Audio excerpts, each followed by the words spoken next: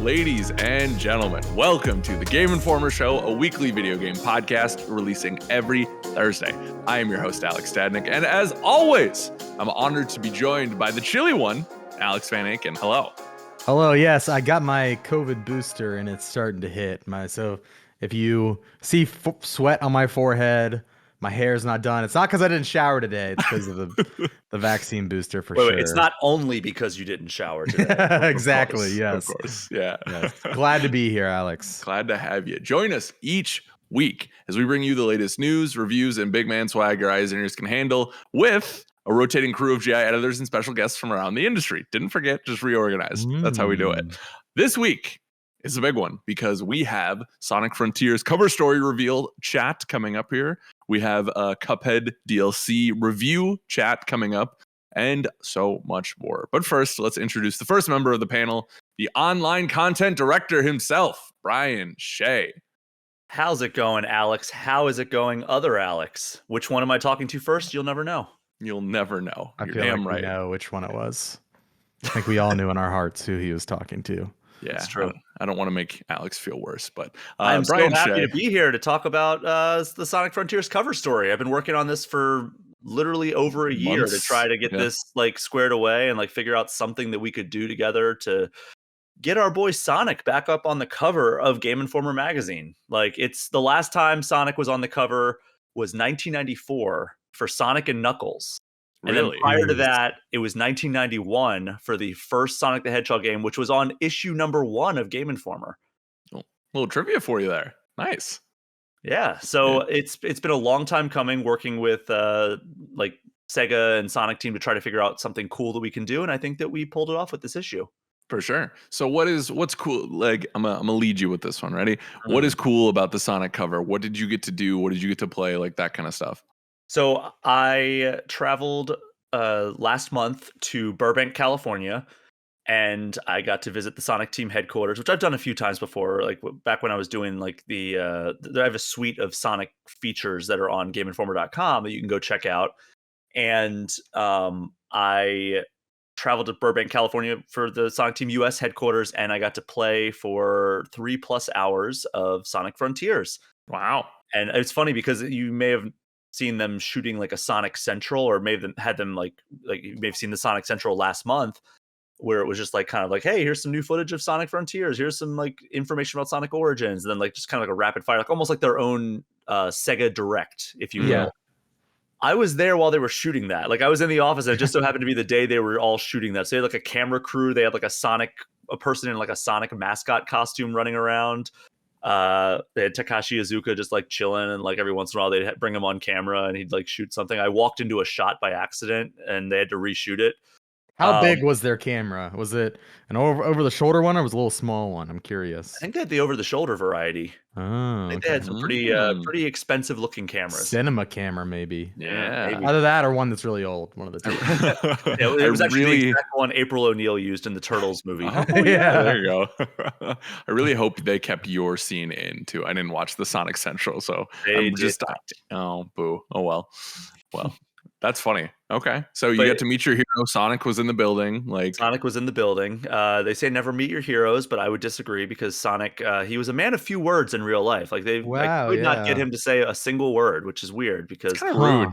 It's kind of like when you like there are like you see like Twitch streamers who are sometimes very outgoing on their stream, and then you meet them in person and they're kind of quiet and reserved. I think it's just one of those scenarios, right? Like, was he statue like? Is that he didn't move either. It was just interesting. But Shadow held a gun to my head. I posted that on Twitter the other day. That is not okay. Shadow, jeez. Yeah. They have a Shadow statue, and apparently it's tradition that everybody takes a picture with like acting like he's like about to kill you. Jeez. What? Oh my god. It's from the Shadow the Hedgehog game where he has a gun. Bring your kid to work day. All right, kids, come get murdered by the hedgehog. But yeah, like that was a picture that I definitely took. It was a photo op that I gladly took part in. But yeah, the meat and potatoes of this visit was playing Sonic Frontiers, which I did so for over 3 hours. Wow. Okay. Well, let's do a general setup then. What, for people who don't know what Sonic Frontiers is, do you want to kind of like key them in on the spark notes of this? Sure. So they're calling it open zone, which I would just say it's an open world, but potentially with the way that I'm kind of interpreting it. This is not something that they have said directly, but there are multiple islands. So I think that what they're doing is they're probably in the way that like Mario Odyssey considers every single open area. Like they don't consider that an open world game, but every single individual area is like an open world into itself, right?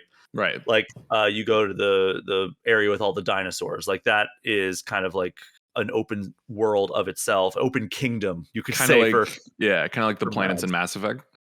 You could say that, yeah, Similar. Yeah. or Pokemon Legends Arceus, stuff like that, where Right. Mm. it's like kind of segmented open world. That's what I think that this is. Where the island I visited was Kronos Island, and that's appears to be the first island in the game. And you kind of get into this gameplay loop of getting into the cyberspace levels that they just revealed during the Nintendo Direct Mini, and those are like kind of linear. Sega kind of shies away from using the term linear to describe their Sonic levels, just because there's branching pathways. But the way I describe linear, or the way I would define linear, is there's a defined start point and a defined end point, right? So like Mario 3D World, I would say, is a linear Mario game. Mario, Mhm. even Super Mario World, where there's multiple paths you can take, is a linear Mario game. But Sega prefers not to call it linear, so I just called it more of a traditional like stage, where it's Okay. like you're running from a point A to a point B. There's different paths you can take, but ultimately you're going to end up at the same goal. Those are cyberspace levels, and those actually I played through about 6 or 7 of those. Those seem to all be based off of past Sonic levels. And Interesting. so, like, I played through one that was Green Hill. I played through one that was Metropolis. I played through a chemical plant. One that was like, I think, was it Rooftop Run of Sonic Unleashed? Um, I'm not sure if I was 100% correct on that one, but it seemed to be based on the Sonic Unleashed level, because it had like the Eggman robots and everything in there, and they all Mm. have like kind of the traditional Sonic badniks as well. Because when you're out in the open world, there are different enemies. It's not, the Alex Badniks. The when you're out in the open world, it's like kind of these new style of enemies. But then when you go into these cyberspace levels, because they're based, when we confirmed this with Takashi Iizuka, when you're out, and you can see more of that with the rapid fire interview that's going to be going up fairly soon here. Um, it's kind of based off of Sonic's memories, is what Oh. Izuka Okay. said. And so when you're going in there, it's the enemies that would traditionally appear in Green Hill Zone are appearing in that cyberspace level that appears to be based off of Green Hill Zone. So like Interesting. Okay. Motobug and other enemies you would expect from like the first level in this first Sonic game. And so you play through that, and then it dumps you out into the open world or open zone. And I'm running around and I'm solving puzzles. I'm unlocking new areas. As you unlock new areas, this is actually something that was kind of novel, I thought, was they don't want you to use fast travel all that much. There is fast travel in the game, which you can unlock through finding these creatures called Coco. And there's Hermit Coco and Elder Coco, and that you can use them to upgrade like Sonic's speed or his ring limit or his strength or health. And then once you find them, they can act as traditional fast travel points. So you can go into the menu and say, "Oh, I want to fast travel to this character." But rather than them wanting you to use that, if I could talk, they want you to use kind of like the world discovery and world like traversal. So as you open every single new area, rails populate the world more often. So like Hmm. it's like, all right, I want to backtrack some more and go back to that area. I remember there was like this collectible that I kind of passed up. I want to go back there. Instead of having to fast travel and kind of take yourself out of the experience, you can just hop on a rail and it takes you back faster. Right. And that is something that I thought was a pretty novel way to make it so that it's kind of keeping you out of the menu based fast travel, and kind of gives Right. you a fast travel mechanism that is within the world itself and plays up to the character's primary attribute, which is speed. So that's a good segue into my next question. Then, when I hear like a developer doesn't want you to use fast travel even though it's available to you, my head instantly goes to the Insomniac Spider-Man games, where traversal and movement were so much fun that I never wanted to fast travel. Right? It was always just more fun to swing around the world. How does movement feel and speed feel in this game now that you've actually gotten to play it?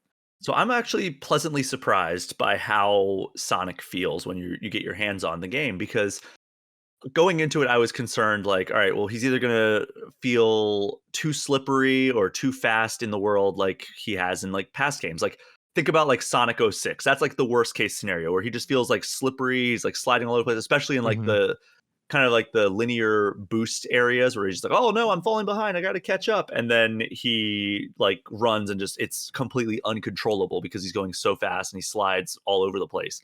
That is far from the case. But then the other extreme I was also concerned about, which was, all right, well, are they going to like try to rely too heavily on making him like more like an open world character where it's like a lot of weight to him, which then, that might be maybe more conducive for open world exploration and traversal and everything, but it's not Sonic, right? But I think they struck a happy medium here where it's like he feels fast, he feels light, but he also feels like he's attached to the ground. He doesn't feel like he's Mm. just kind of hovering over the ground or like slip sliding all over the place.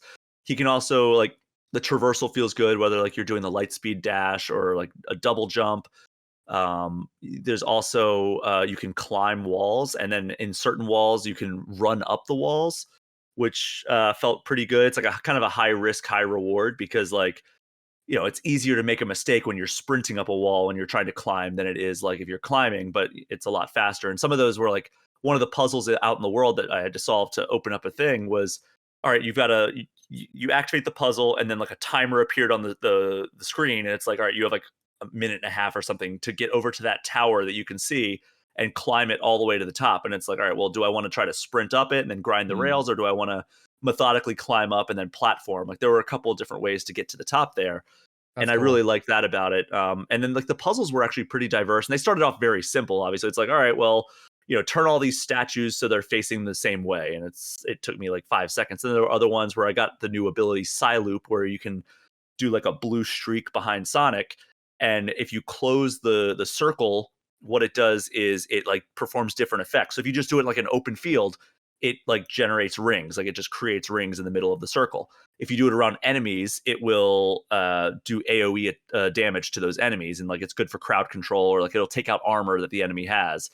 What If happens if you do it around an at?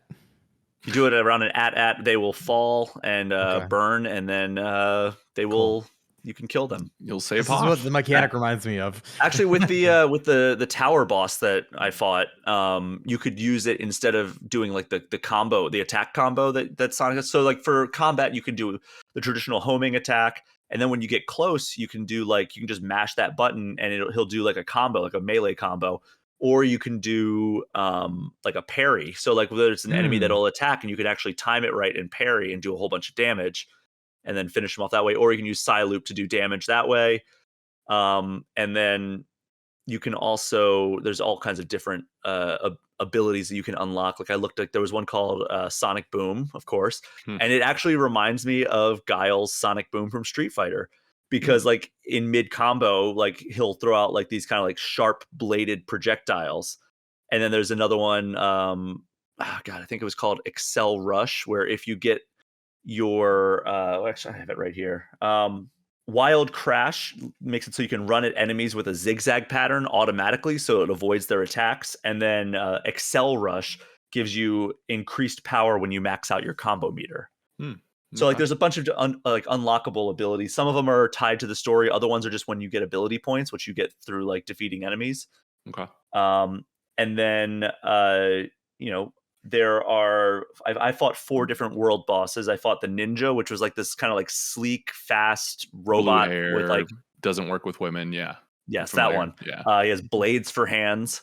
So you had to fight him. He was really good to use the parry on. Mhm. And then there was the tower, which I was talking about before, where you kind of like destroy it segment by segment, which was kind of nice because like it's really satisfying to just keep knocking him down and making him shorter every single time I land successful attacks. And Right. then eventually it's just like his head left and you have to just blow that up. There was Ashura, who is like this like 6-story tall monster that he'll slam his hand down, and then while his hand is in the ground, you run up his arm and then destroy the spires. And there's like Hmm. 3 spires on his head. So you have to, and each time you have to run up his arm, there's more obstacles and fewer like boost pads.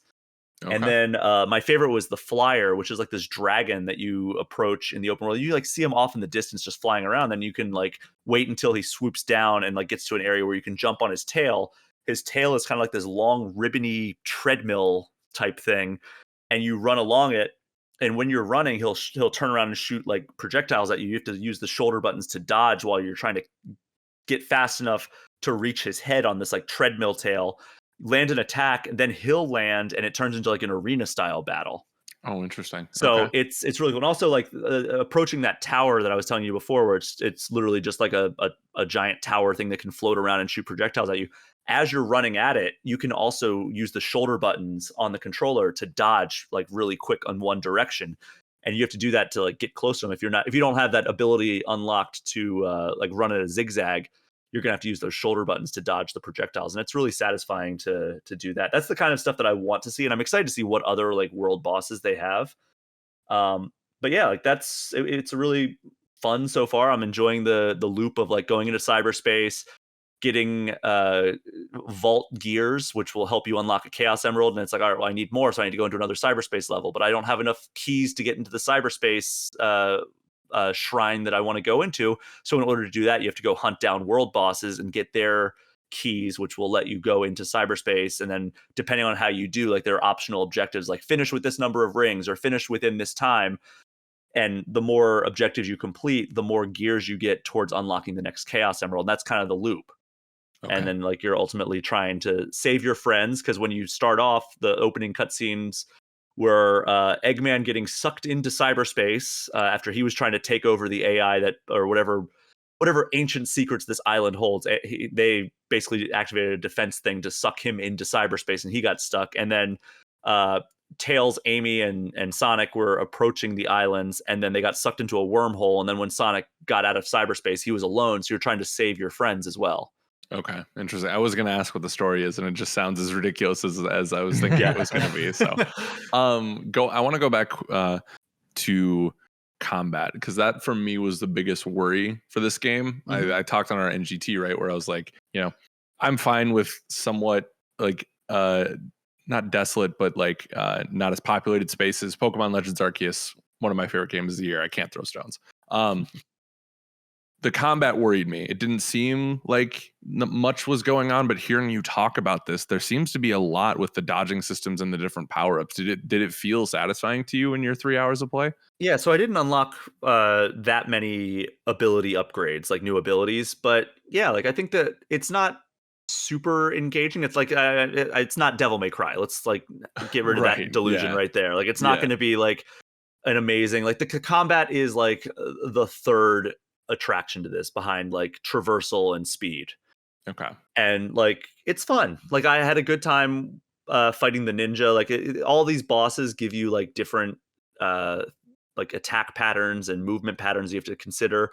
And there's also enemies within the world itself. It's not just like the bosses that you have to worry about. Like there's one that's like this tire that like you attack it, and if you let it chase you for too long or you attack it, it like almost like it starts flashing red and it's about to explode. So you have to run away from it before, like, until it explodes. So if you stop, it catches up to you and blows up right on you. There's another one that's like this like spherical enemy with like this like blob like armor all over it, and you have to land successive combos over and over and over again until you defeat all of the armor. But you also have to stop and time it accurately, because if you keep attacking when it like electrifies itself, it'll knock you back, it'll hurt you, and also it'll give it time to regenerate its armor. So like the first time I fought him, it took me like, I mean, it felt like 10 minutes. It was probably like 3 minutes to beat this singular enemy. And then there was another one that was like this kind of like, it was like a heavily armored, like metal armor, and like it just seemed impenetrable. But what I did was I used a Psyloop attack on it, and it opened it up for damage, and then I landed a combo on it. But like they seem like they've thought through like what ways are we going to engage the player in like different ways. And it seems like they did a really good job with kind of varying up the approaches you have to take to fight these enemies. Here's his quote from Takashi Iizuka, the chief creative officer of the Sonic brand right now. He said, in addition to high-speed action, the other big part of Sonic Frontiers is fighting enemies. In previous Sonic games, combat was kind of like an accent that gave the high-speed action a sense of rhythm. This time, we're adding a greater sense of tension and tactics to the combat. All the enemies have been designed based on tactics. And then he said it can't discuss how many different types there are, but there are several types. Okay, so we have not seen all of them yet. Do you know how many upgrades or like how many different attacks are going to be available to players when the full game launches? I don't know the full number. It wasn't like a completely unmanageable skill tree, but there were probably like, this is a total estimate. I almost hesitate to give an estimate, but it was like probably like 9 or 10, Dozens? Okay, maybe a dozen maybe? maybe Okay. yeah, maybe like 10 to 12. And that's I just didn't. moves, or was that also health, strength, like that No, kind of stuff? though Were that's a those separate separated? thing. Okay. Yeah, the health, strength, speed, and ring limit upgrades are tied to the hermit and elder cocos, which you get through like delivering um different collectibles to them. Gotcha. Okay. Cool. Okay. I mean, yeah, this all sounds a lot more engaging than I was anticipating. So, And like um, one thing that like because the world traversal has been a hot topic over the course of the last several months as like the footage has begun to emerge. And the thing that I've said on All Things Nintendo, which is my Nintendo focused podcast, and as well as other podcasts, is like the you can't have the same density of the world when you have a character that's moving as fast as Sonic. Like Breath of the Wild, Link is probably moving 1/5 the speed of Sonic in Sonic Frontiers. So you can't have that same density in a game like Sonic Frontiers, or else you're just going to be running into enemies and obstacles constantly. So that's perhaps why the world looks so empty to people who haven't played the game. And of course, like, you know, I'm happy to admit that I'm wrong. If somebody gets their hands on it, it's like, oh no, I was totally bored running through the world.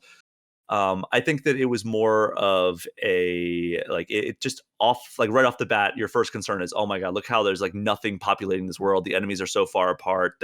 Like there's all this empty space, and I think that's intentional because you have to have the right time to engagement with your enemies, with your obstacles, with your puzzles, and all that stuff. So it's like it would feel overwhelming and annoying, I think, if you had like a similar density as you do in a game like Breath of the Wild.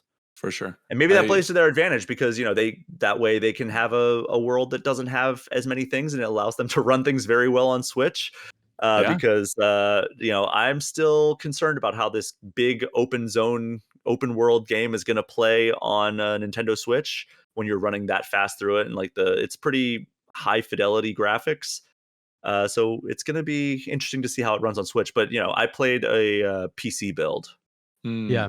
You know a game that I've been playing lately that that has a completely empty world? Shadow of the Colossus. And that game is incredible. One of the best games of all time. So I'm not really, you know, too concerned about depth or rather you know, like volume of things in the world. right. As long as there is depth. That's what I was trying to get at. So, Hmm. you know, empty open world. Hey, if it serves the purpose of the game, who cares? Right. And I think people are unfairly judging it, right? Because, and I think companies just need to stop doing green overhead shots with a piano medley in the background. You're going to get the Breath of the Wild comparison every time. Stop it.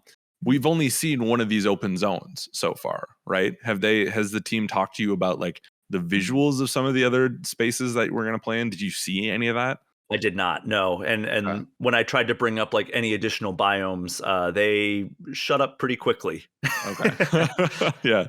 Okay. Wasn't sure if you got anything on that. So No, but I am what I kind of surmise is like the ultimate gameplay loop. Like I gave you kind of like the micro version of the gameplay loop, but I think macro, you're going to complete all those things, get all of the Chaos Emeralds on that island, and then have a giant boss battle because there are these titans that you have to take down. And I encountered one of them in like a cutscene, and like basically like this like mysterious character was like, "Hey, don't attack. You're not strong enough." And Sonic, of course, tried to attack and got completely wrecked. mhm. And he's like, "Well, I need the Chaos Emeralds to fight that thing." So he's like going around collecting the Chaos Emeralds, and it's I think that the ultimate loop is going to be do all these missions on each island, collect the Chaos Emeralds. I don't know how many Starfall Islands there are. So that's the name of the island, Starfall Islands. I was on the first island, which is Kronos Island.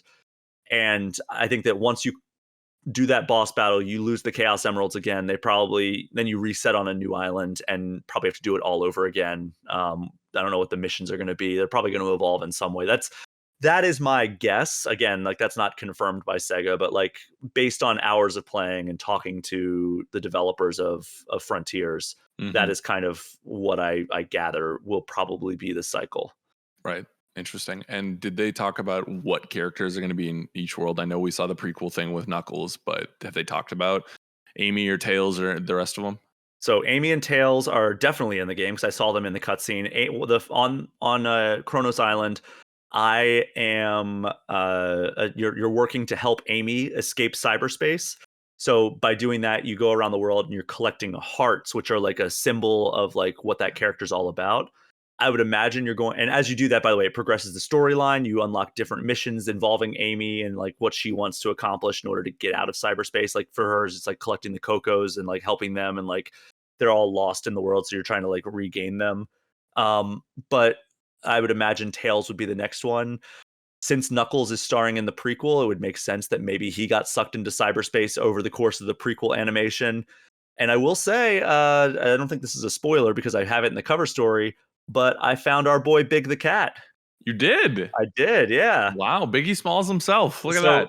and it is a fishing mini game that he has like his own little pocket of cyberspace. Okay. And he has a fishing mini game, and you find these special coins out in the world, and you can trade those for attempts to fish. And then based on how well you fish, he'll give you rewards, and you can trade the rewards he gives you back to him with his shop. And he actually has some pretty good stuff in his shop. He has like stuff towards ability points. He has Chaos Emerald Vault gears, which will get you closer to getting the next Chaos Emerald. He has cyberspace keys. So like there's a lot of good stuff in his shop. I didn't spend a whole lot of time doing it. I caught one fish and then I was like, all right, I get it. I'm going to go back out into the big world because that was more important to my cover story than spending an hour fishing with Big the Cat. Right. He's the Duke of this game. It would seem. Yeah. From Resident Evil. Oh, Which yeah. is funny. Which is funny because the original voice actor of Big the Cat was John St. John, aka Duke Nukem. I love this. This is what you come for here in the Game Informer show. We need to mod both of them into Resident Evil. Yes. Big the Cat. Yes. That would be great.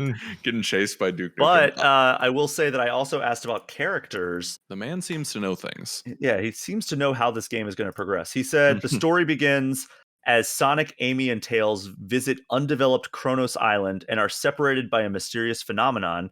Sonic sets out alone to find his missing friends, but this is an undeveloped land that no one has visited before, so we won't be seeing a huge cast of characters. Okay.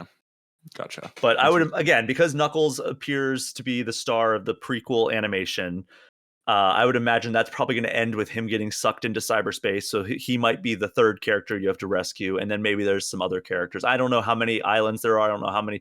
That's again, this is all theoretical, what I think is going to happen based on like educated guesses of my play session and the like my interviews with the Sonic developers. Right, because what that feels like a subjective term a little bit. Like, what is a huge cast of characters when it comes to Sonic? You know what I mean? Like, basically, in my loose fandom, all we haven't mentioned is like Shadow at this point, and like I feel like that There's takes Blaze, care of almost there's everyone, Silver, right? There's a lot of characters we haven't mentioned in the Sonic fandom. Yeah. Is there any other juicy tidbits from the cover story you'd love to impart on our beautiful audience before we say goodbye? You know, I would just say go read the cover story because it's a lot more cohesive than my scatterbrained thoughts on this podcast. Cool. Alrighty, but yeah, Sonic GameInformer.com/Sonic Frontiers will have the rapid fire with Takashi Iizuka that we shot. We shot that in person too. It's the first in-person rapid fire in quite some time. What did we say since Jeff Kaplan in Overwatch 2, right? Probably. I mean, ever since the pandemic hit, we have been doing them remotely, and you know, it's been almost 2.5 years now. Boo! So it was nice to have an in-person rapid fire. Those always go better, I think. Yeah. And then also, you know, we'll have additional interviews. I have an interview with Ian Flynn. I have an interview with Kishimoto, who is the director. And then I believe Marcus will have some stuff as well. And Alex, I believe you'll have some additional video stuff eventually. We will see. Cool.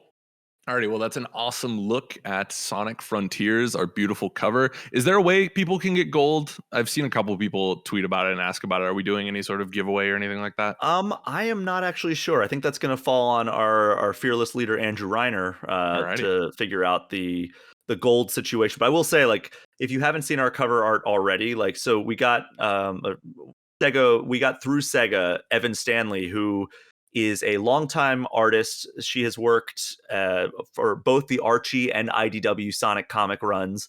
She's also done, I think, freelance for DC Comics and some other publishers. And but she knows the character inside and out, and she created one that is like the main cover of Sonic Frontiers, and it's just Sonic using the Psyloop ability that I talked about that leaves the blue streak behind him, and he's like exploring the big open world.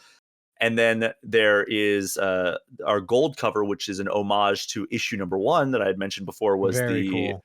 the Sonic on the cover of that. And it's a modernized version of it, so it's not just like a pixel by pixel recreation. It's like absolutely gorgeous art. Evan Stanley, again, knows the character so well and just creates beautiful art time and time again.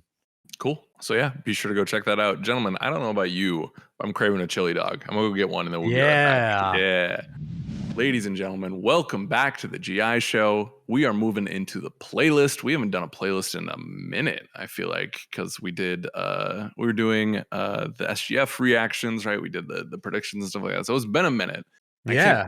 I can't think of a better person to start the playlist again with than I watched Obi-Wan, so the Inquisitor of indie games. Jill Grote is here with us. Hello, Jill. Oh, hi everybody. I hope I am not going on the dark side for those indies, but I'll do it if I need to. that's Sometimes the you got to do dedication. that. Yeah. Yep. Yeah. Jill, it's been a minute since you've been on the show. Tell the people how you're doing. What's life been like? I'm doing good. Y'all seem to be dealing with all kinds of wild weather out there, and I'm just sitting back enjoying my lovely 70s and 80s, and summertime is here. I've been busy like everybody else. We've been doing summer showcases and getting a lot of cool news, getting a lot of cool indie news, and I'm excited to sort of share what I've been playing with everybody. Yeah, great. Let's launch into it. So, unfortunately, Marcus Stewart, who is doing the review for this game couldn't join us today. But Rest in Jill, peace. R.I.P. everyone, man. Um, Jill, you and I have been playing a decent amount of Cuphead, the delicious last course. And I'm curious to get your thoughts on it because I've gotten my hands on it. I'm very much enjoying it. But Jill, we can start with you. This is, of course, the fabled DLC that they've been working on for quite some time. I think we established it was 2018. It was announced. So it's been a minute, but I'm happy to say I'm about 20% of the way through with it, and it's exactly what I was hoping for. Jill, how about you? I would kill to get to 23% done through it. This Yeah. is not a game that is made for me and my ability to get through levels. I have an absolute love for Cuphead, just the wild amount of animations and how beautiful it is. I love that it exists, but I am never gonna finish this game. But I did get a chance to play it during the Tribeca Games Festival. That's the second year that Tribeca has done a games kind of section. Usually, Tribeca is known for its film festival, and they're now honoring different games and usually a lot of indies, which is really nice for their narrative or other kind of interesting aspects artistically. Mm-hmm. And I jumped into Cuphead and played through the first boss and made it a He's not technically the first boss, but he okay. is one of the. He is if y'all would like to see what she's talking about, its name is Mortimer Freeze, and we actually have an NGT on the site if you are curious. But continue, Jill. And made it about halfway through that fight to like the phase 2 where Mortimer turns into or summons a large snowman who completely bowls me over. Yeah. So that's where I am with the game, and it's fantastic. And I did play the first one, and it does feel just so much more intricate somehow. like there's just so much more to it, even though you're doing about the same things. There's a lot more to sort of catch the eye. So it's just a completely, I love this experience. If this is the kind of game that you enjoy playing, you're gonna love it. I feel I haven't obviously played it all the way through. Even if you're someone like me who these sort of run and gun type games are not usually your thing, Mhm. check it out just because it is just it's such a blast from the past because I did watch a lot of these kinds of cartoons when I was a kid. Right. Even though obviously I'm not old enough for them to have been in my heyday, hopefully, or I've lived forever. That's also possible too. Yeah. But what But are you thinking about it, Stadnik? so I really am enjoying this. I think it is a thing where if you like Cuphead and want more Cuphead, that's exactly what you're getting. But they do some interesting wrinkles with that. Um, Miss Chalice, the legendary Chalice, is the much shown new character that you can take advantage of. And I think a lot of people were coming into this thinking like, oh, easy mode, right? This is what this is going to be. And no, no, no, no, no, no, no, no. It is not easy mode. She streamlines some things. Like she comes equipped with a double jump. She comes equipped with a when she dashes, she can bat away, or that's her parry. So you're not thinking about like hitting A again to kind of to parry, right? It is intrinsically there. She has an invincible roll that you can use, where she rolls on the ground and you can't get hit in that moment, which actually has been harder for me to grasp than some of the other moves, just because usually I'm not using D-pad. D-pad, it works really nice, but on the stick, I felt like it was hit or miss sometimes. So um, this is the biggest island that Studio MDHR has made for Cuphead, and they do some really interesting things. I don't want to get so I've beaten probably 3 bosses, maybe 4, and it's like it's hard. I want to talk about them, but I feel like it is so.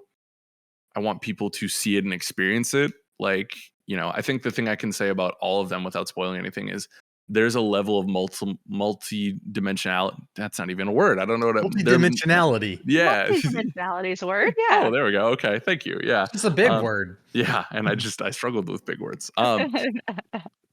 Like each boss fight feels, to Jill's point, like a little bit more intricate, a little bit more detailed, which is really cool, because one of the big things they stressed to us in the preview events was that each phase they want to feel more like there's a new experience going on each time, not just with the bosses, right, but like the backgrounds and the things that you're actually doing to stop them. And that's true in all. It comes through in all colors in this. So I'm really liking it. I know Marcus really liked it. I'll tell you all the score he gave it in a moment here, but I think if you're coming into this like hoping for this grand new experience, you may be a little disappointed, right? Because it's a little shorter, right? There's not a ton of content there, but it's all hand drawn. It's all what you would expect from a Cuphead DLC. And I think some of the fun of this too is taking Chalice into the old game as well to test out her abilities there. There's also new shots that are very helpful. There's one that it acts similarly to a your normal shot, right? But if it doesn't land, it breaks off and then hones in on an enemy, which is great on some of those sections where you are sprinting, like trying to focus on the environment. You can just keep shooting, and those will hopefully make their way to the boss. It's not a 100% thing, because it sometimes would target the mini enemies in the environment as well, or sometimes it just straight up misses. So it And is then a you're just cursing it like, no, I exactly, needed yeah, you. yeah. You were the chosen one. 2 Star Wars references. So I feel like there's a lot of risk reward in this DLC, because there is Chalice's moveset is very helpful and is a streamlined thing, but you also lose the ability to use charms, because how you summon her is Cuphead needs to use his charm slot for her so she can be summoned within the battle. So you can't add some of those extra perks that you would in a normal fight. So And her supercharged attack is good, not great. It totally depends on the boss, right? But I think it's that push and pull of like it's a more vertical strike. So it's like you unleash that thing, and if something's above or below you, you're set. But there are some bosses where it's like you really have to work on that. Like I went back to the first island, and there was a couple times where I was like, I can't get to either side of there. So it's like it renders it kind of not useless, but like it's definitely more applicable if you use her like normal. I forget what they're called, but the special attacks basically. But those are great too because it's like basically a mini turret that shoots out, that shoots itself, and then you can parry that into the boss. So I really like it. There is another mode that they've replaced the platforming levels with in the DLC. The platforming levels are still there. The main Cuphead game is largely untouched. The only difference is you can play as Chalice in this and use those other weapons, right? But I don't know. It's something that they wanted to keep under wraps. I think I can talk about it now, but I'm not positive, so I'm not going to touch on that. But I will say I like the change of pace. It's definitely more challenging, but I feel like it's more in the spirit of what Cuphead is versus those platforming levels that I never really liked. So overall, I'm having a lot of fun with it. I'm excited to kind of like find some of the secrets that I know are there and like start to piece together some stuff. But it is living up to what I was hoping for, except it's a little shorter than I would like, I should say. So yeah, I don't know. Jill, any other comments, any things that I missed? Yeah, I don't think so. It's really just one of those beautiful games that I'm so glad exists, even though it might not be 100% for me, and Yeah. I'm still going to buy it no matter what. So. For sure. Yeah. Cool. Marcus, for those counting at home, gave it an 8.75, which is a pretty darn good score if you ask me.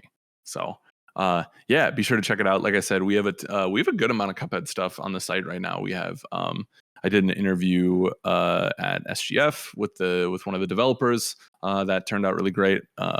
We did an NGT. I have a preview on the site. We got a lot of stuff, so be sure to check it all out.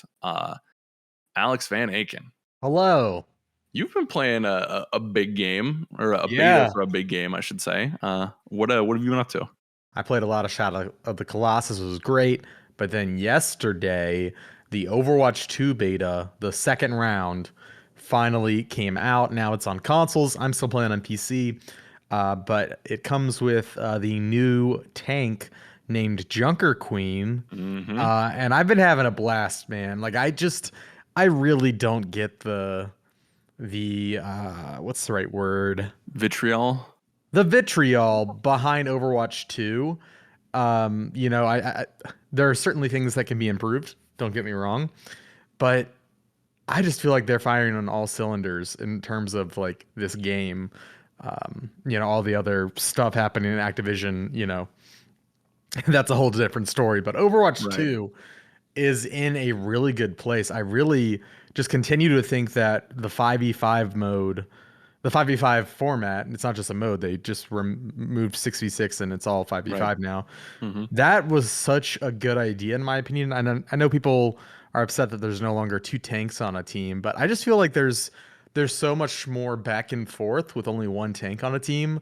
It almost reminds me of like basketball where like, there's like these big breakaways where like, these moments of drama where they just like get through the defense and go for, breakaway and layup, and like it's such an exciting moment. Like there's those little moments in Overwatch too where like you'll take a tank out and then it's just like, all right, we got to capitalize on this.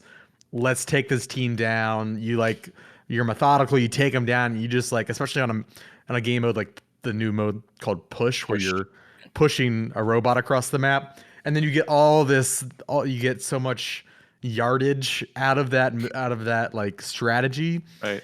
But then like, oh, now they're back and now they're pushing back. It's just like this really, really fun dynamic. Whereas I felt in the past, you're kind of throwing yourself up against a brick wall with two tanks on a team, just hoping that like you'll find a crack, in the brick, and that you can maybe find a way to get through. Yeah, I felt like in the past it was all or nothing, right?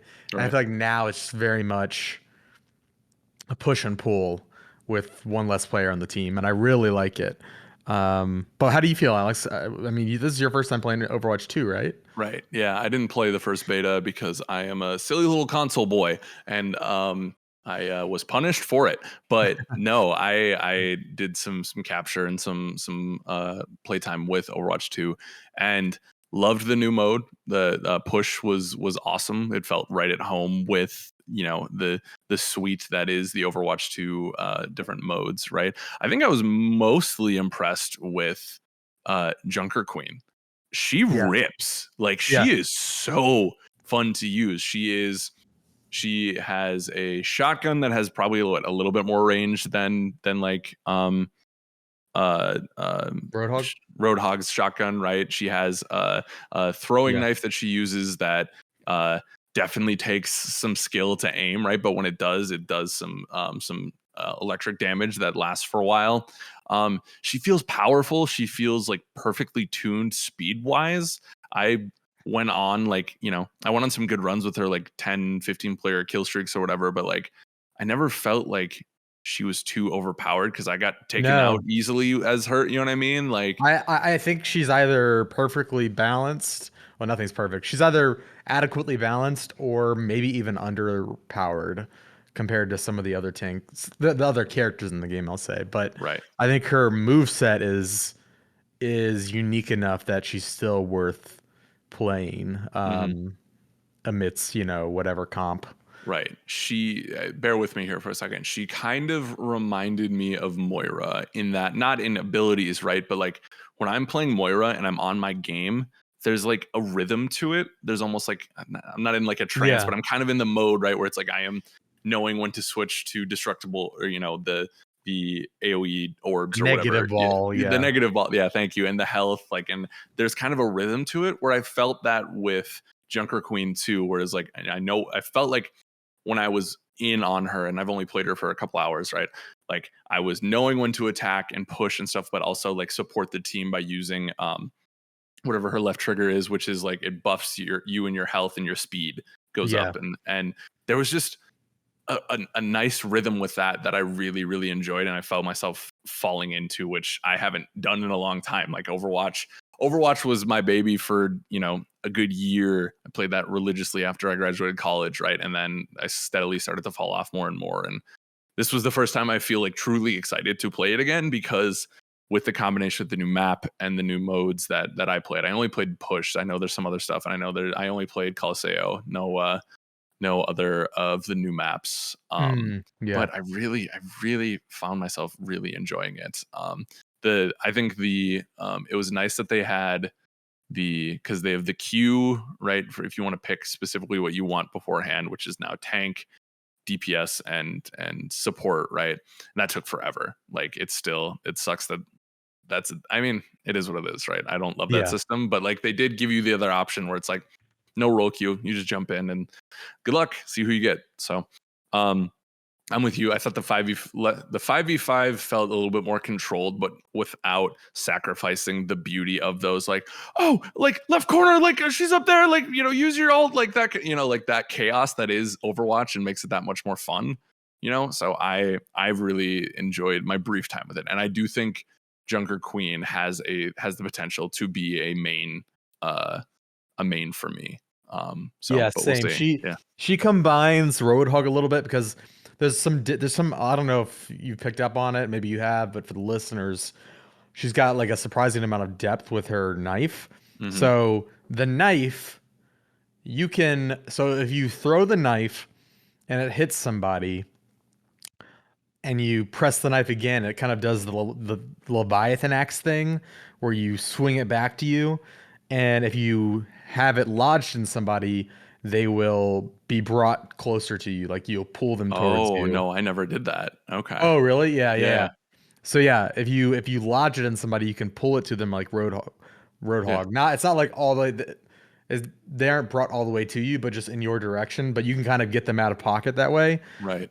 And then even if you miss, you can leave it in the ground and eventually she'll call it back on her own. But you have a good amount of time to leave it lodged in the ground, and you can move yourself and make a line between you and the axe. And if there are multiple enemies in that line, you recall the knife, and every enemy it touches, it does damage over time, with that shock damage. And then any damage over time that you do as her also heals her as a heal over time. Mm-hmm. And so, like, kind of speaking to Alex's rhythm thing, there's so often where it's like, oh, I need health. Okay, I'm gonna throw my knife out. I'm gonna yank a person, but maybe I don't. Maybe I don't want to yank them. Maybe I need more health. So maybe I'll try to hit as many people with his knife as possible by throwing it behind them and then recalling it back to me. There's just like a lot of depth to Junker Right. Queen. And there's a skill level to it too, though. You can't just like throw it willy nilly. It feels like you need to be pretty precise with the throw.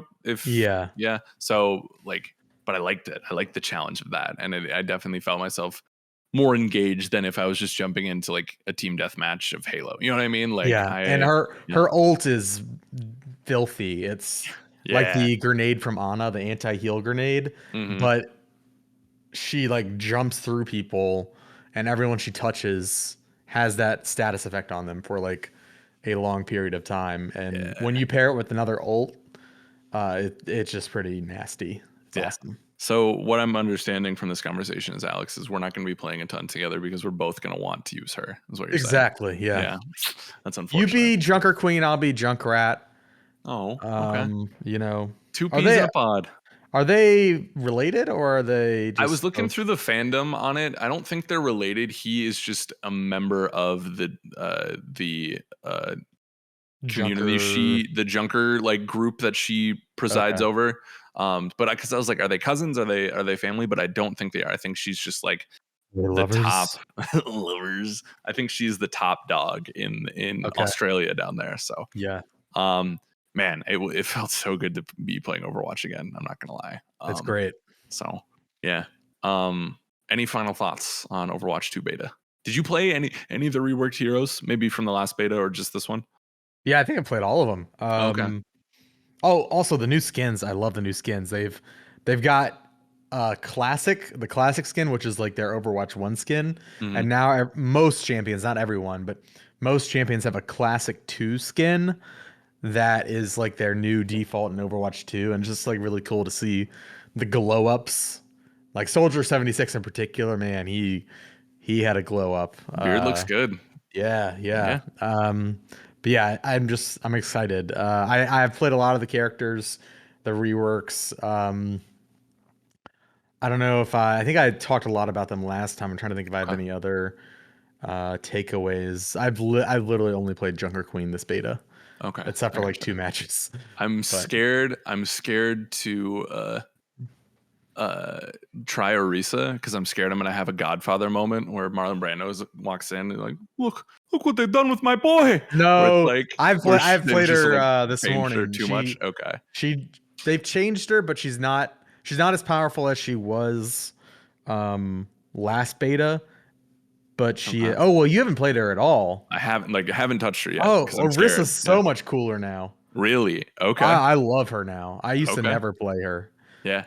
Her spear and Orissa's sick now. Okay. Well, she's not as powerful as she was in the last beta, but she's still balanced adequately. So. Okay. You don't feel like they've nerfed her to like into No. Okay, cool. Alrighty. Well, I know what I'm doing after this podcast. Yeah. Yeah. So be sure to go check. I don't know if we have any. I know we have stuff on the site, but I'm drawing a blank as to what. But I know I'm posting a 9-minute video of an NGT of Junker Queen footage that you can go check out if you're on the fence or are more curious. It's in beautiful Nice. 4K, so be sure to check that out. And I can't imagine this is the last time we talk about this game on this podcast. Not. So, yeah.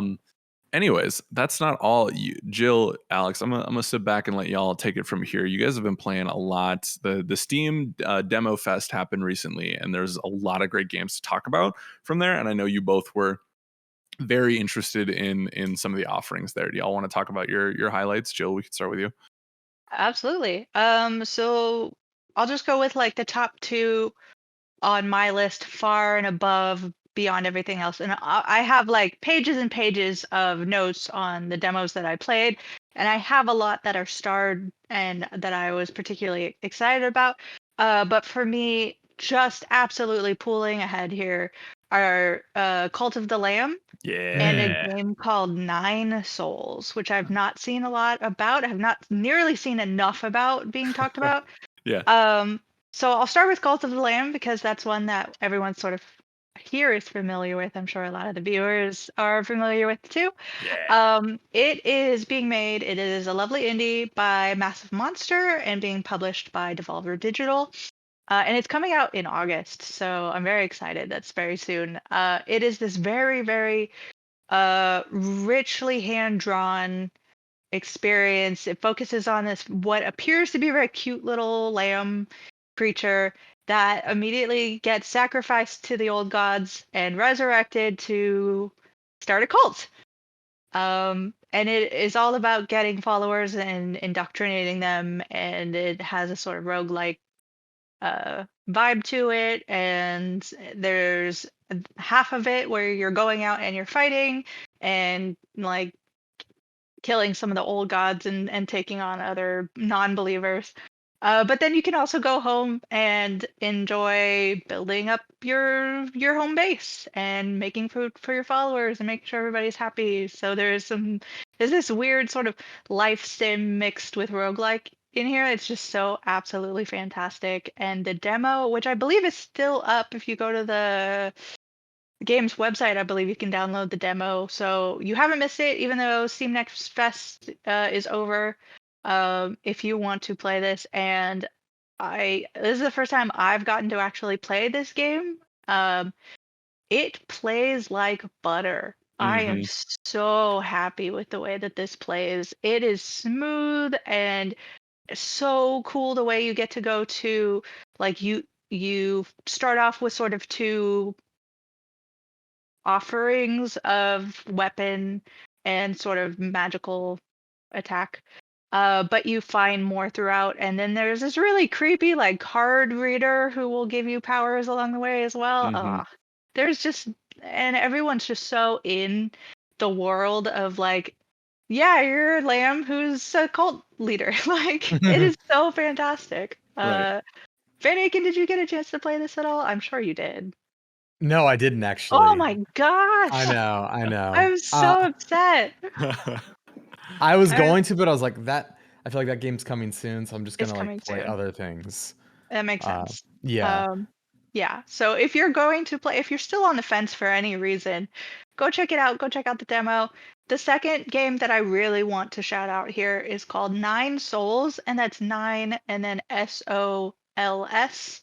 And it is from Red Candle Games, who some people might remember as the creators of Devotion, and they had a long saga where that game was delisted and they were having some troubles with the Chinese government because of a reference they might have made to the president.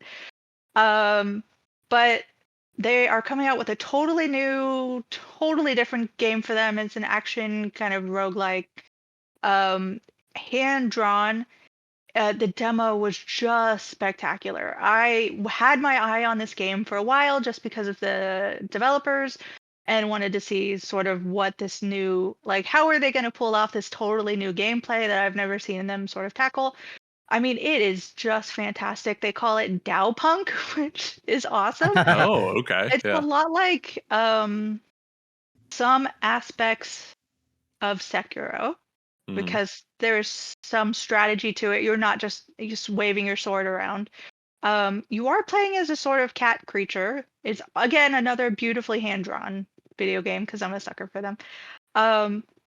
And kind of in this feudal-esque Japan-ish sort of realm, but it with sci-fi elements. And I don't want to like even mess up what that means. So go check that out.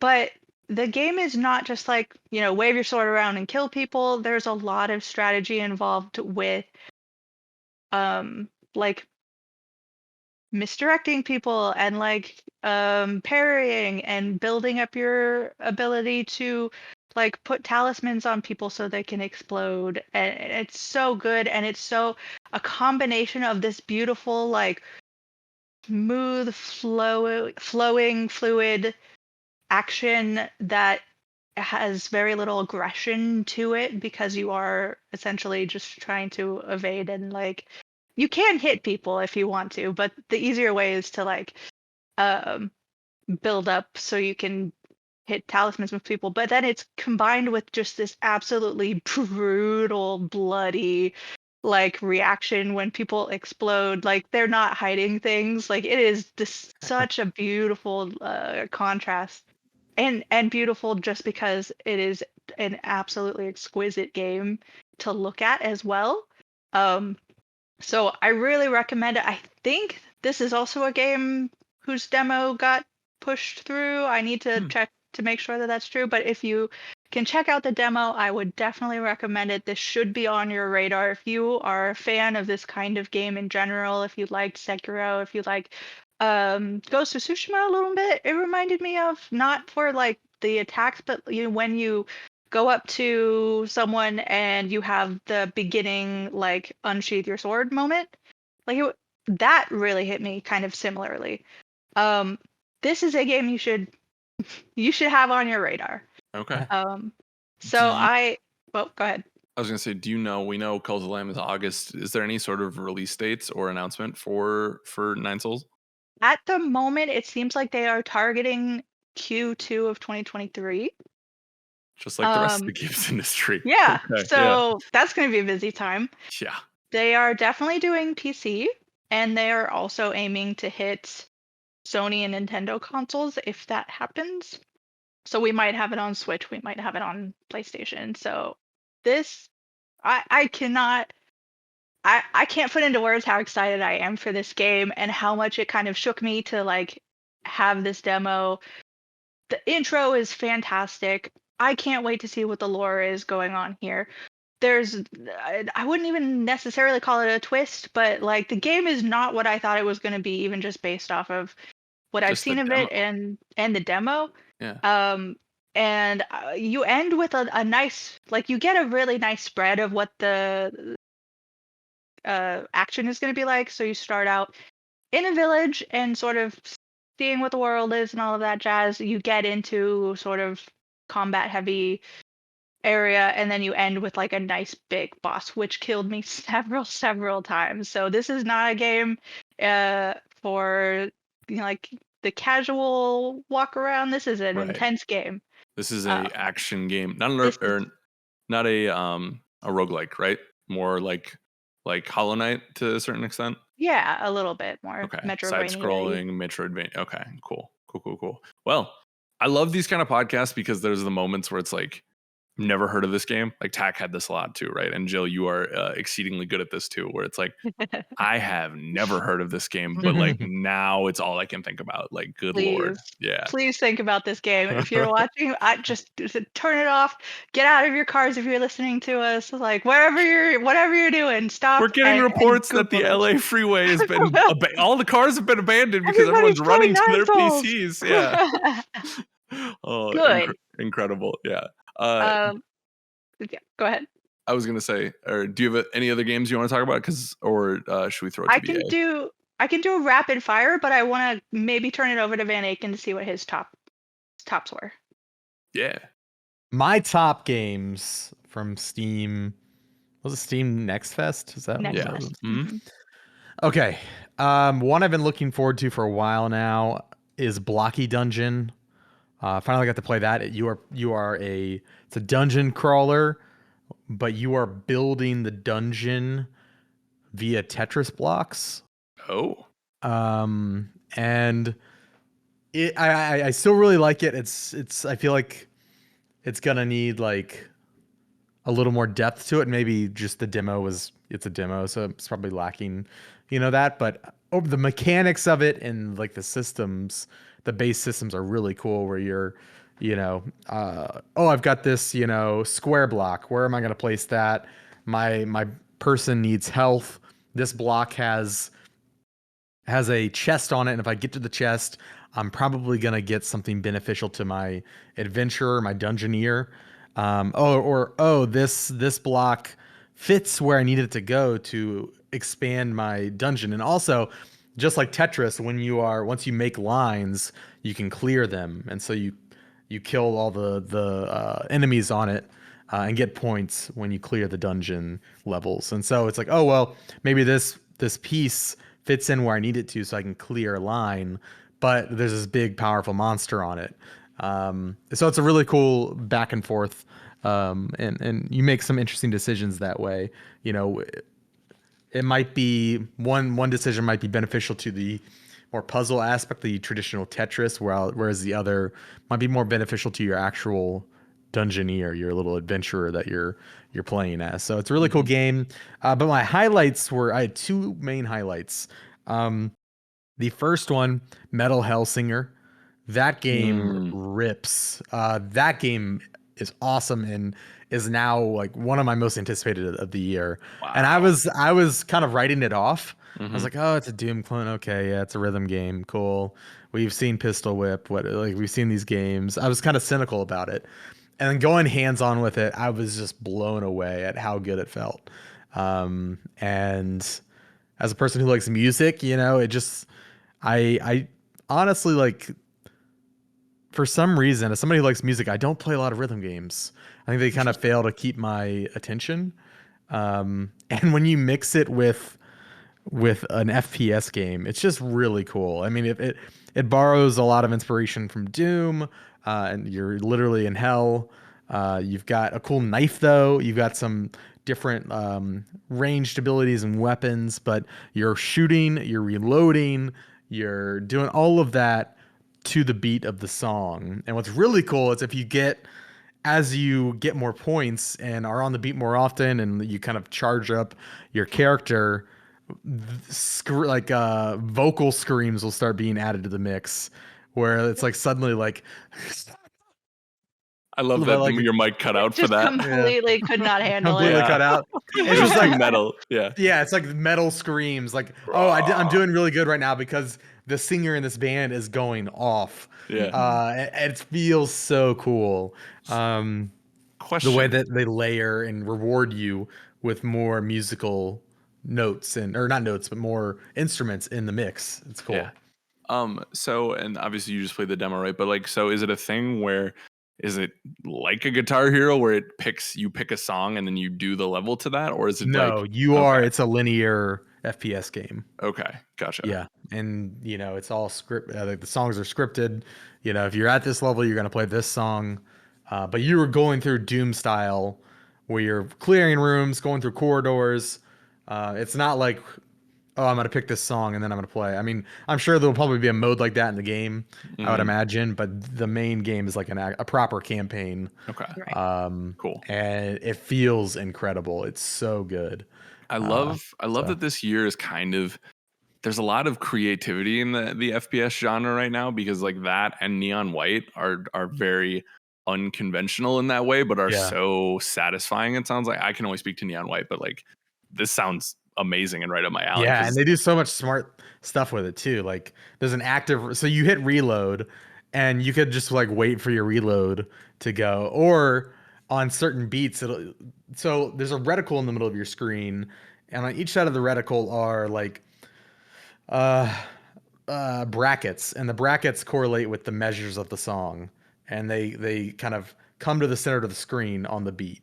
And so that's kind of a visual thing to help you see the tempo, as well as, you know, also know, okay, on these beats are when I can do things. But when you hit reload, some of those brackets will change. One of the brackets will change yellow. And if you hit reload again on that specific bracket, you'll active reload Gears of War style and keep going. And so it rules. I love this game. I can't wait to play the full thing. But yeah, huge highlight. Anyone who's listening to audio, you need to go check out this video. Like the hand gestures that Van Aken is making right now are wild.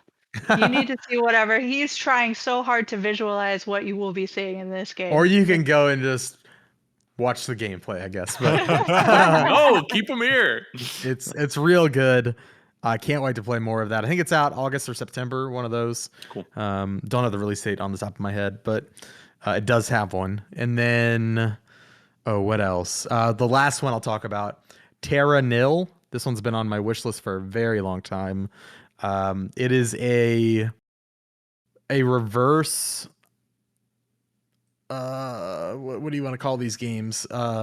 Reverse city builder. I mean, you're not really building cities, but think of like old games like Command and Conquer, or I mean, you could just you could go to like Roller Coaster Tycoon or City Skylines, where you have a blank canvas of nature, and you're building industry on top of it, right?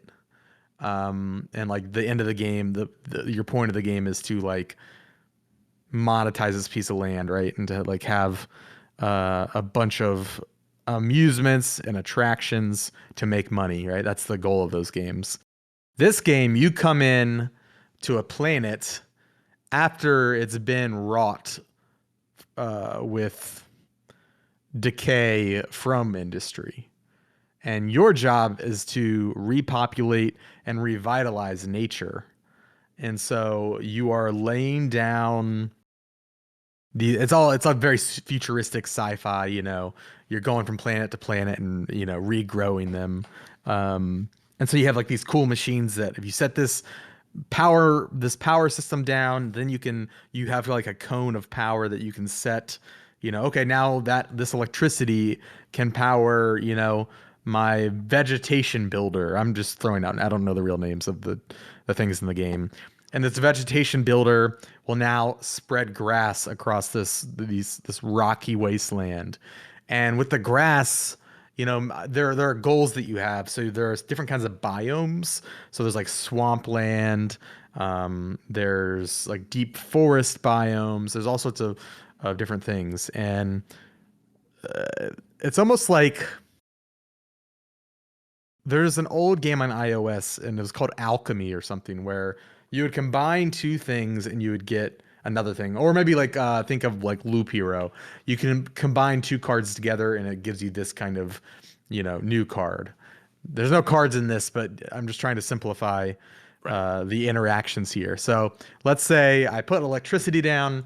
I put the grass grower on. Now there's grass, but okay, I need to get butterflies here for this one biome type I need. Okay, so I'm going to put a river down, and the river is going to allow me to place, other kinds of plants and flowers. Oh, and now, 20 minutes into this level, I have this new machine that will let me burn all of the ground around it. So now I'm burning the grass that I first planted, but that now lets me plant a different type of thing. And now I have this, really cool biome that I need, right?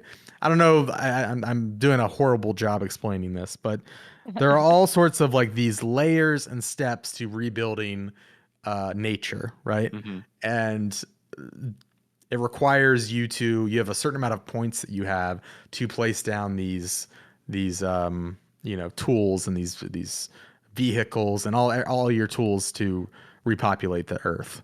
Cool. And so you have to be smart about, okay, do I want to place this, this riverbed here, or should I place the riverbed over here so that I can grow stuff from the riverbank? I'm doing a bad job explaining this game, but it's freaking cool. It's a reverse city builder. You're restoring nature. You come in, it's desolate, you regrow it. It's really, really pretty. The animations are great. And then once you're done, you have to collect all of your tools and your belongings and your spaceships, and you have to get out of Dodge. And so you leave behind this pristine piece of nature, and you move on to the next one. That's neat. Yeah, it's called Terra Nil, Terra space NIL. Go check it out. It's from Devolver Digital. Okay. It's a really cool game. In my notes, I only missed the space. I'm proud of myself for that one.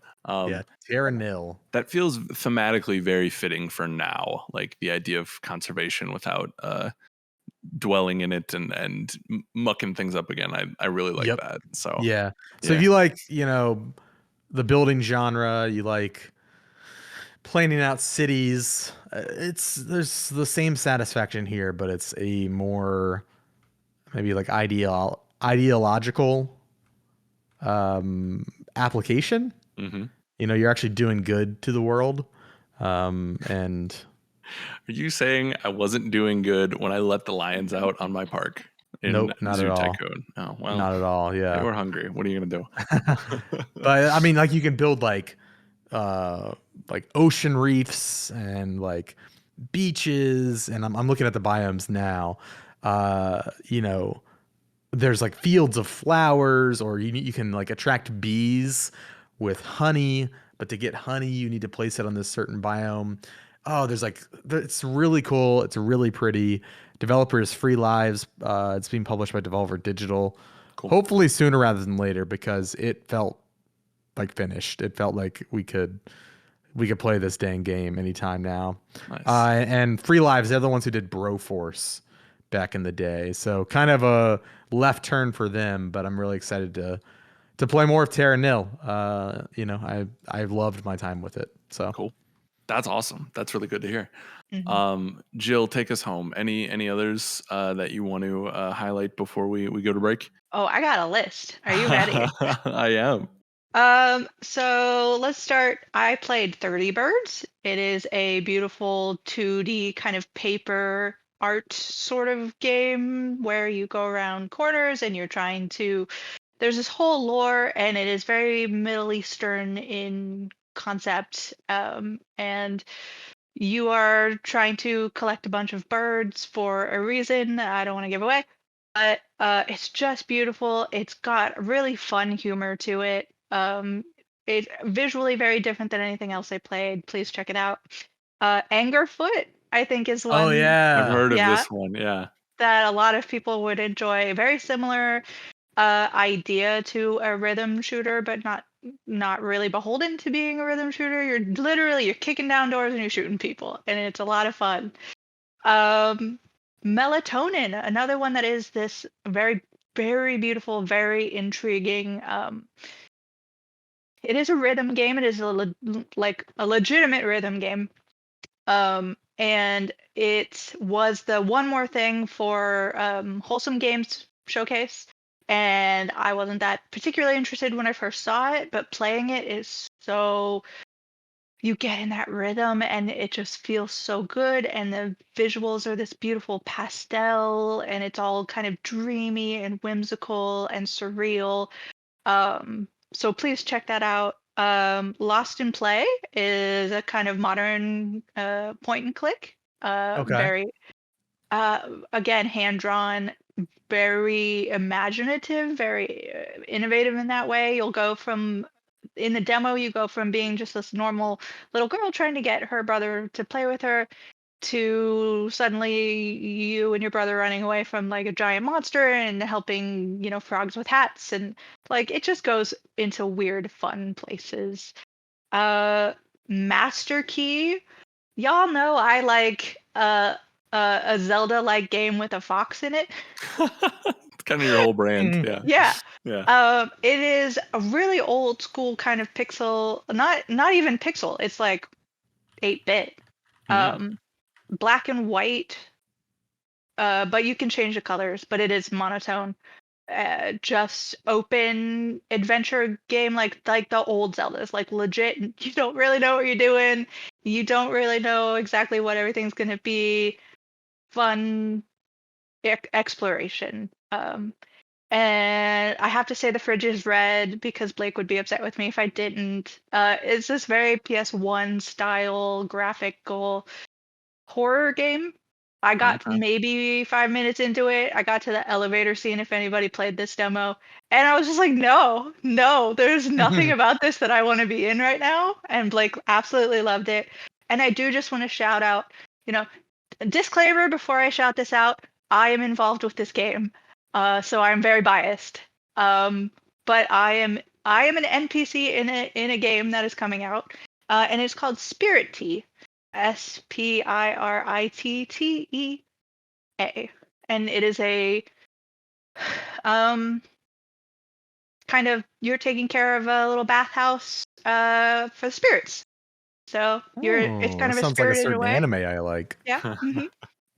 Concept, and it's a cute little pixel game, and I had fun, especially finding myself in it. So That's awesome.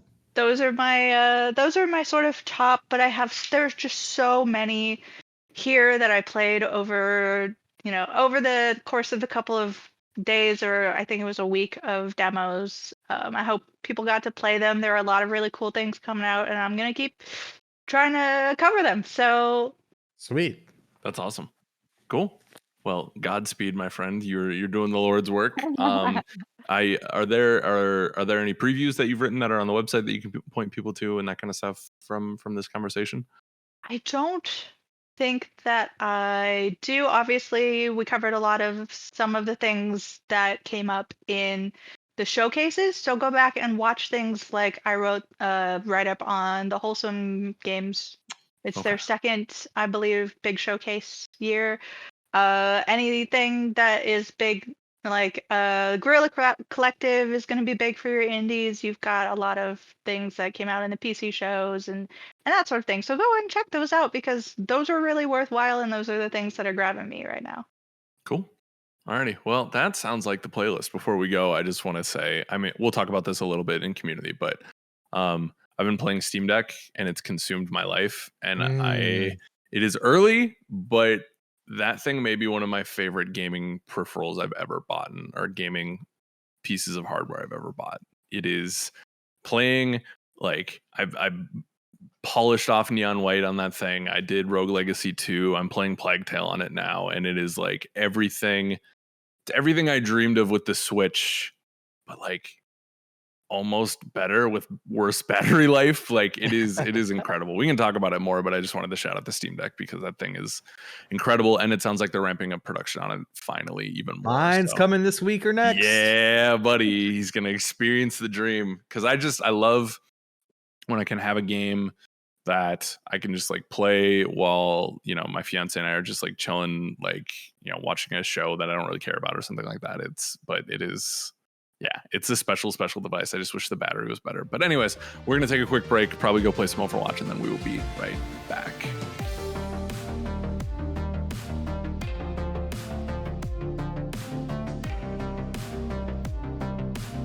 Welcome back to the Game Informer Show.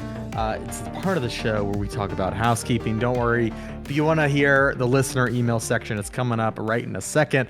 But first, we got to give a shout out to Drucifer1985 for sharing a podcast review with us this week.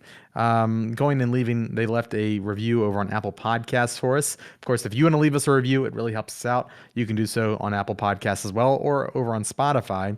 Drucifer left a 5-star review saying, quote, "The personalities and chemistry of the GI show has always been the best part of Game Informer by a mile. My favorite part of Game Informer for over a decade has always been the podcast. Legends have come and gone, and I hear new ones being formed." That's very nice. Awesome. Thank you for being an easy choice for a weekly show to count on. Keep it up. Great work, guys.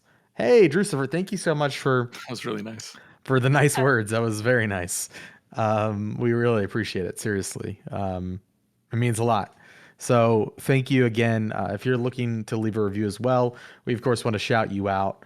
Leave an honest review over Apple Podcasts or on Spotify, just like Drucifer did. This week's streams, we've got stuff coming up on Thursday and Friday, twitch.tv/Game Informer, 2 p.m. Central. We will see you there.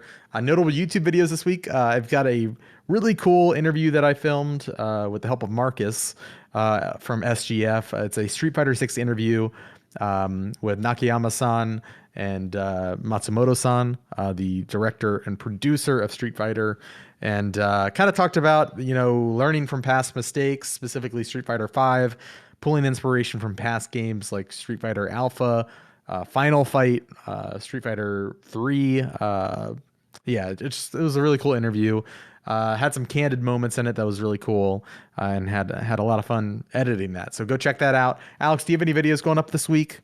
None that I'd like to comment on as of right yet. Fair enough. I have a couple of things coming, but keep your secrets. Yes. It's you gotta intrigue them, you gotta bring them in. So go check that stuff out over on youtube.com/Game Informer. Jill, You got anything on the website you'd like to plug while you're here? Anything You you've been know, working on or you've seen I on the do site? have some things coming up maybe early next week. People should keep an eye Oh, on. okay. You Okay. know, Awesome. but I did see a little news thing on an RPG, an action RPG, I believe, called Fallen Angel. So maybe check that out. See what that's Oh, about.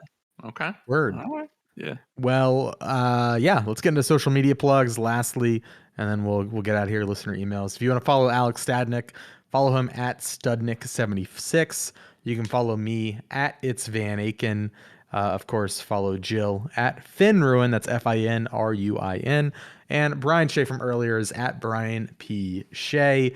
Lastly, go listen to All Things Nintendo, which is Brian's podcast, Video Gameography, which is our video game history podcast, and From Panel to Podcast, which is our comic book podcast hosted by Andrew Reiner, our editor in chief. Alex, take it away. Let's get to listener emails. Let's do it. I've been waiting. I've been dying for it the last 2 weeks because we didn't do listener emails. We haven't done listener emails in a minute because of the SGF Yeah. stuff and Yeah. the predictions and stuff. So thank you for bearing with us, community. But y'all have given us a lot to chew on this week because this is a section of the show where you write in with your questions, comments, concerns, games, dreams, nightmares, and we read them off on the podcast. And it's a great time. You know it. You love it. Tell your friend about it. You can do that by writing into podcast@gameinformer.com or joining us on Discord, which Mr. Van Aken is going to tell you how to do if you're not a part of it yet. Yeah, just go and subscribe over on twitch.tv/GameInformer. And our server should appear for you if you have your Twitch and Discord integrated together over on the Discord desktop app. If you have any issues, email me, alexvanaken@gameinformer.com. Perfect. Let's get it popping right now. As I alluded to earlier, we have a community question about the Steam Deck from Dancing Flower, which I don't know if I've heard your name before. If not, welcome. If I have, I apologize, but welcome to the community. Thanks for being here. They ask, will the Steam Deck become the de facto place to play indie titles instead of the Switch? Short, simple, to the point. We love that here. I don't know where y'all at with this. I don't think replace quite yet, but it's working on it. At least from my perspective, it's definitely working on it. I have been pretty vocal about my feelings towards the Steam Deck at this point. I don't have one and I am not ordering one. Mostly because I do have a working computer that runs very well and runs indies very well, and that's where I play a lot of my indie games. And the portable sort of nature of the Steam Deck right now is very tethered to battery life, and I really hope that they get that they elongate that, because if they do, then it is a real question here of whether or not Nintendo gets its nindies taken away from it. I mean, indie games on PC and Steam in particular is still the best place to find them for the most part, because there's a very low barrier for people getting their games on PC. So if I were to get a Steam Deck, which, if they fix things, I really do see that I would. This is going to be my indie machine, and I assume for a lot of people that's going to be the case as well. And if it looks as beautiful as I think it does, and it's as convenient as I think it would be, I do see a future where Steam Deck can overtake that. And I think it depends also on whether or not Nintendo is going to do this next generation, whatever they will call it, if they're going to do that. Right. I'm really hoping for that too. So Mm-hmm. that is an interesting kind of in the future fight that I'm looking towards. Yeah. BA, how about you? I think it'll be interesting, because I think the thing that the Switch has going for it is, number one, just like the amount of indies on that thing right now, and how I feel like devs are still going to be playing catch up for a while on the Steam Deck, and it'll be a while till things are like routinely verified, like when games ship. Also, I think the Switch is just a lot lighter. It's got, if you have the OLED, it's got a better screen. Mhm. I think there's something to be said about that. Also, the Switch just feels great. Mhm. But the Steam Deck, it's got a lot of horsepower behind it. It is still portable, even though it has a crappy battery life. And yeah, if you're I think it's going to be more competitive now in the handheld space for Nintendo. I think that's for sure.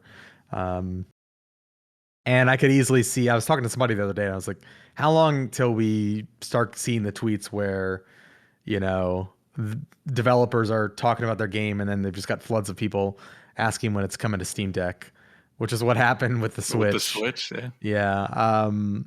You know, I think the Steam Deck also is pricier, it's heavier, it's not for everybody, but if you have a Steam library built up already, I think it might be the place to play indies going forward. If you've already got that investment in the platform itself, now you've got a fancy new handheld that feels really great to play.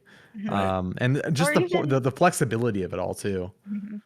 And the accessibility. If you're the sort of person for whom a computer feels intimidating and you don't really know how to get around that, and you just want a kind of console experience, but with these games that you haven't had access to yet, like that's a whole nother piece of the pie that Steam is picking up here. So Right. I don't want to, that's a good amount of probably indie players are in that space as well. So there might be something to this. Right. I think Alex, your point is very well taken in that I think name recognition helps Nintendo right now. I think Google Analytics would probably say as well, right? Like Switch is still like the hotness, right? Like Steam Deck in our circles, right, is a growing thing, right? But like mom and dad know about the Switch, grandma knows about the Switch, and I think that has some real cachet to it. And Nintendo has shown its excitement and investment in indies with the Nindy Directs, right? Like this is a Yeah. big piece for them. Steam's coming though. Like we just talked about the Steam Next Fest, right? You could play some of those on those demos on your Steam Deck. You know what I mean? Like there is Steam also as a platform has a lot more quality of life features that Nintendo lacks, you know. right. Mm-hmm. A proper friends list, achievements, Yeah. Oh you yeah. know, I mean also I The mean badges, the whole thing, right? also just ridiculous sales Like right that now, that are harder to find on Switch. Yeah. right. And I don't think Nintendo does a bad job with indies by any stretch, but I think the nature of Steam just positions them in a better way. Like, you know, and they have, as much as Switch has its fair share of indies, Steam has stuff like, you know, Inscription, Norco, Citizen Sleeper, Before Your Eyes, you know. But Before Your Eyes wouldn't be as good on Steam Deck, right? But it's like as much as Switch has good indies, all these indies at one point have been talked about in Game of the Year lists, right? Like for this year Mhm. and last year. So it's like with that kind of name recognition in the indie scene, like I definitely think like Nintendo will have to keep finding things like Sports Story, if that still exists, right? Or like you know, or like Golf Story, let's say, like Yeah. that are exclusive to the platform that really are engaging fun experiences. And they do have that, right? They do have those kind of experiences. And to be clear, no, I don't think many people are gonna like just abandon their switches at Yeah. some point. You know what I mean? Like Yeah. that's not gonna happen. Like, and developers aren't gonna stop putting indies on Switch, but it may be a little longer. I don't know what that process is like getting it on Switch. I know in the AAA space, it is a lot harder to get their games onto Switch. So I'm more curious about the back end of this that we're never gonna see on if Nintendo starts to feel that at all, because I would imagine the install base for the Steam Deck is not that high yet. It's just probably not with how limited their supplies are. So, but I guess my thing is I do think they are positioned to take over that space in the future. So, Yeah. interesting stuff. We'll see. We shall see. Competition's good though, you know. Yeah. Biscuits with Davey writes in, and Davey says, "What is it that keeps you interested in playing games over the long run? There is so much talk about the launch of new online games like Lost Ark, New World, and Halo Infinite, but it seems like I don't hear much about them after a couple months. Are you still playing any living / online games? I'm trying not to burp. And what has kept you coming back to a specific game? VA, we can start with you on this one because I know you're playing or we're playing some online games that you really like. Yeah. I mean, I think the number one thing that keeps me coming back is having people that are also interested in playing it. I am very much a social. I play games for the social aspect of them a lot of the time. And if I don't have people to play with, I am much less interested in playing that game. Which is fun. It makes it even more impactful when single player games hold my attention because, I go to gaming for, for that social connection, and I mean, so that's a big thing. Also, just like in terms of living games, obviously the content trail, the light, the battle passes. I honestly like a battle pass can make or break, whether I'm going to sink time into a game, which I feel. I don't know what the right word is. Frivolous. No, I feel silly for saying that, but I mean, it is a truth, I think. I look at like the Fortnite Battle Pass, and maybe one season it's not as, there's not a skin that I really like in it. So I'm like less enticed to, you know, invest my time into, that game. Whereas if it had an awesome skin that I really loved and I want to unlock, then I'm gonna like be more dedicated and like, okay, I'm actively choosing to play this game to unlock this reward. So that's a big thing with online games. But yeah, I think it mostly comes down to the social aspect, as well as just like, yeah, I don't know. I'm trying to think like MMOs. I need competition, I need a social interaction, and I need like rewards for participating in their ecosystem. For sure. Yeah. Jill, how about you? So I'm so bad about this, just like getting really into something and then dropping it, because I have to move on to the next thing. And I'm so interested in keeping up with the conversation and making sure that I, know what's going on. Um, but there are some games that I do keep sort of in my back pocket when I'm just feeling like, I don't want to think about anything. I just want to go into my little world. Uh, One of those being Red Dead Online. Oh, okay. Yeah. Yeah, Giddy surprisingly. up. Yeah. I really enjoy I play it wrong, I believe. Um I play it as role playing experience, so I get in, I set up my camp, I eat, I go like check my mail, like it is living a life in the West. Ride my horse out and see what is to be done. I don't usually engage in the like PvP stuff. I don't really like to deal with other people. I am just enjoying living in a beautiful world and a beautiful space. Um, but another great example of something that maybe a lot of people are jumping back into right now is perhaps Fall Guys, because they did have their new free for Yeah. all season last week. Mm-hmm. So I am Oh, good. reinvigorated in that. Um, and getting a lot like a over this past week I've been playing with a lot of the Game Informer crew as well, getting into uh playing and getting up, and that is another one of these things that Van Aken was talking about. The battle pass is a lot of fun.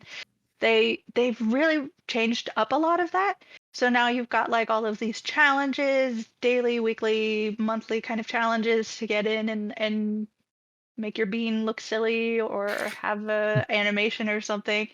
And it is so, I mean, Vanikin's right, it feels frivolous in a way, but like I'm excited for my being to look like this. So Right. I really have to get to level 30. Yeah. Um and then it's just a lot of fun because for Fall Guys in particular, it is not a overly complicated game. So I can reach out, and I have reached out to a couple of people who are gaming curious, perhaps, Okay. and say like, "Hey, I will play with you," because they do have a squad option or duos option. I will be on your team. I will make sure we get to the next round. You just try to figure out how to run around a hammer. Don't let it hit you. I will get us to the next round. And that helps a lot of people get into. So it is that social aspect and having some fun while you're playing with people and getting to feel this moment Hmm. with a bunch of people, and that's what's happening in the universe right now. And that's a cool feeling, Yeah. and also just being able to support this indie that came out of nowhere and blew up and seems to be doing all the right things. So that's sort of where I am on long-term games at Yeah, the moment. for sure. It's funny that we're talking about this now as someone who is really jumping into Fortnite for the first time and being around people who have amazing skins, and it's like, oh, I don't have any of that, and it is that kind of FOMO a little bit, and that kind of stuff. Fortnite, I know people don't want to hear it. Good video game, very fun. No build mode, game changer. I think Jill hit the nail on the head earlier though. Because part of this question was, if you don't remember, it's like, but it seems like I don't hear much about these games after a couple of months. I think unfortunately that is the nature of our job. At least that's become my gaming habits since I've joined Game Informer. Is like we don't have time to really like wholesale dedicate ourselves to an MMO, a 50 or a 500-hour experience, right? Because we do need to keep up. Y'all would stop listening if I was still talking about Halo Infinite right now. Like, Mhm. like prime example, like John, right? John was all in on Endwalker, put hundreds of hours in to do the review, right? And then he had to move off it because like he also has to review other games. He has to be a part of the conversation elsewhere, So it's like that part of it is difficult. And but when a game does stick, I feel like it makes it that extra special, right? Like like for all the social reasons that they already talked about that I don't need to bemoan, right? Like, um, I wish we had more to talk about with Halo other than like sadness, but I wish Lost Ark was on Steam Deck, right? But I just think that's kind of the nature of being in games media is like I think Ben Pack said it really well on his like exit interview with Hanson and Max, right? It's like you have to be an expert on 2 or 3 games, know a little bit about the rest, and then just like make it work outside of that. You know what I mean? And it's like that really fits when you're trying to be on podcasts and stay up on Twitter and stuff like that. So I think that's kind of a niche problem, right? Because most of you listening to this aren't in the industry. But I don't know, maybe it's FOMO interesting. is still a problem, Yeah. Oh yeah. if you are the sort of person who is interested, who is perhaps watching a video game podcast, Hello. Yeah. um, you are in the community and you don't want to be the person who's like, I'm still playing this game that's 5 years old that people are calling dead game, you Right. know, Yeah. versus, and I don't know anything about what's going on with the new hotness, because that would mean that you get sort of lost uh, in the community. Yeah. So there is some level of got to keep up, and games are like a fantastic problem to have. Games are not stopping anytime Right. soon. Yeah. We were just talking about how you know, next year is going to be an absolute banger of a year. So if you are looking to play all of those amazing games, which are going to be amazing, Hmm. you don't have time to sit back and play your millionth, battle against Right. whoever, doing the same thing. Yeah. I do think there is something freeing though of letting go of that FOMO. And I Hmm. think that's something I've experienced really for the first time since I joined GI. Uh is this been this lull, right, of games. June has been different, right? But between like March and the beginning of June, there was just not a lot. And it was this, oh, I can go play Halo Infinite for a little bit. I can try Fortnite. Like I can go play Plague Tale. Like, you know, the I don't know if I would have beat Rogue Legacy if there was a ton of other games coming out, even though that's like top 5 for me this year. That game slaps. So but I think there is a freedom to just being like, Fall Guys sounds really nice tonight. Like and just going and trying it out. So Hit but me up. yeah, I would love to. I have that on Switch now. I'd love to play with you. Do it. So yeah, I did get one crown on Switch when they made it free. Not bragging or anything. So last one and we will say goodbye. This is from Who Can. over on Discord, and they say, I'm currently watching Summer Games Done Quick and have enjoyed it for a few years, but I don't speed run any game. Is there any game / genre you all enjoy watching on stream but don't play? Jill, we can start with you, unless VA, you got something here. Mm-mm. Yeah, these are typically these games that I don't have time to play or don't usually get too deeply into. Uh, s- so probably like we had talked earlier about Cuphead being the kind of game that I am going to play, I'm going to absolutely love, but I know I'm never going to finish. That's an absolutely perfect candidate because now I get to watch this game and I get to see some cool tricks about it.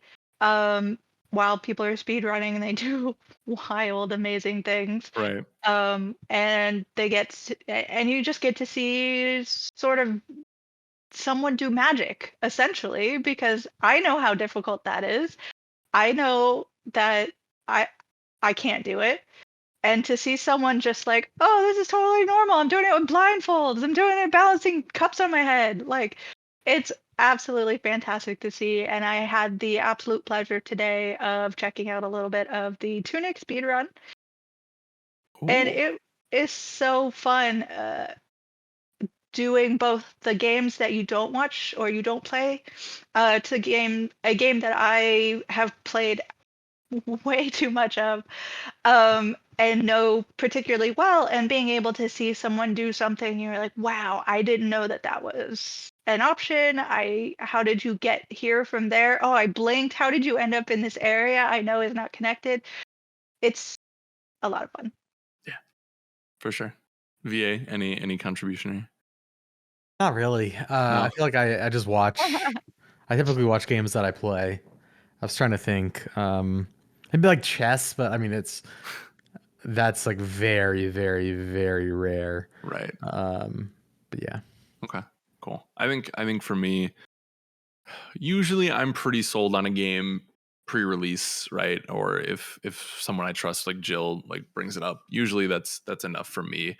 But there are some where it's like indie games. What was the game, Jill, that it was like the Tetris dungeon, not the one that BA talked about, but like it was the roguelike, you know what I'm talking about? No, It I was have earlier no this idea. year. Grindstone? Grind. No, No, it was. that just came out recently. I think it depends on if I'm fully sold on a game or not. I usually use Twitch as another avenue just to see, especially if it's like creators I actually like. So, which actually I don't love a ton of Twitch creators, so not anything bad, but it's just Ooh, not how I. Yeah, there's some spice for Sad you. Nick starting Sad Nick starting hates. fights over here. Yeah. Dang. That's the title of this podcast. Stadnick starts flame war with unnamed streamers. Yeah. And That'll we be put a good. picture of a couple of them. But let's blur out the faces, but like leave it close enough. We'd be like, is that Courage? Is that Nade Shot? Who's he talking about? Yeah. So, but yeah, I think that's a good resource for that. But also, Jill brought it up, so go play Grindstone. That game rules. Yeah, especially on Switch. So, I think that's another episode. Let me check my watch. Yeah, it looks like it. So, episode 612 of the GI show or 613. Losing track. But yeah, this has been a great one. Thank you to Jill. Thank you to Brian Shea for joining us. We'll be back next week. Hopefully we'll talk about some news. We were going to talk about the Nintendo stuff, but that feels like old news at this point. So maybe news back next week. Who knows? A lot of fun in the future. But until then, thank you for watching. Be good to one another, and we will see you next time. Bye, everyone.